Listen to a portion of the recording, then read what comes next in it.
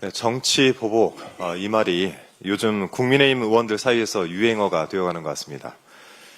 서울 양평간 고속도로 종점 변경 특혜 의혹과 관련해서 출국이 금지된 김선교 의원이 그제 7일이죠. 기자회견을 열고 명백한 야당 탄압이고 수준 낮은 정치 보복이다라고 주장을 했습니다.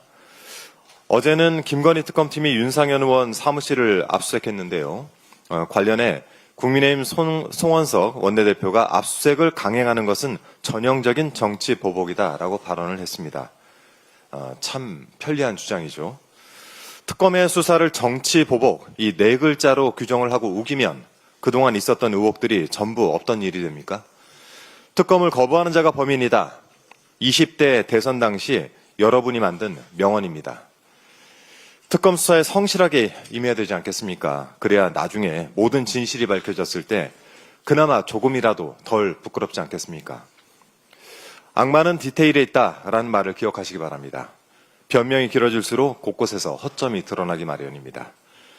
김선교 의원은 기자회견에서 고속도로 노선이 원안이건 변경안이건 김건희 땅이 있는지 알지 못했다라고 주장을 했는데요.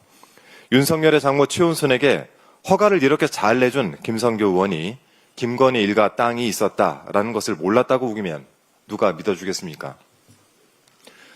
변경된 종점안은 김선교 당시 군수가 무리해서 만든 남양평 IC로 연결이 됩니다. 그리고 그 IC를 지나면 김건희 일가가 사업을 벌이고 또 김선교의 양평군이 허가를 내준 공흥지구로 연결이 됩니다. 그런 큰 그림의 설계도는 김선교 양평군수 재임 기간이었던 2018년 작성된 2030 양평군 기본계획에 이미 제시되어 있었습니다. 돌고 돌아 김건희고 또 돌고 돌아 김선교인데 이래도 모른다고 할 수 있겠습니까?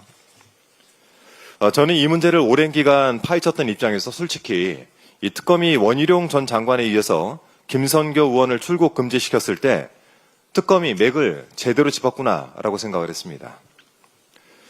자, 아울러 압수수색을 당한 윤상현 의원은 어제 입장문을 내서 이렇게 말했습니다. 대선 이후 다시 압수수색까지 하는 것에 대한 의도와 이유를 잘 모르겠다. 이 상황에서 대선을 언급하는 윤상현 의원의 의도와 이유를 저도 잘 모르겠습니다. 2022년 대선에서 낙선한 이재명 당시 대통령 후보도 같은 심정이었을 텐데 이제 역지사지가 좀 되십니까?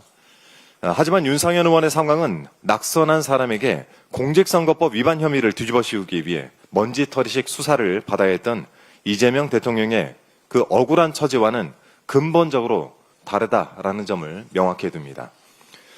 국민의힘에서 정치 보복이라고 하소연을 해대니까 이 괘씸함을 느낀 국민께서 기어이 옛일을 끄집어내셨습니다. 기억을 하실지 모르겠는데요. 지난 2023년 6월 21일 국민의힘 의원 67명이 불체포 특권을 포기하겠다라면서 이 서약서에 서명한 일이 다시 화제가 되고 있습니다. 그 명단에 이 김선교 의원 이름도 선명하게 남아 있습니다. 대한민국 헌정사에 불행한 일이 더 발생하지 않길 바랍니다만 이 어떤 상황이 오더라도 국민께 드린 이 약속은 잊지 마시기 바랍니다.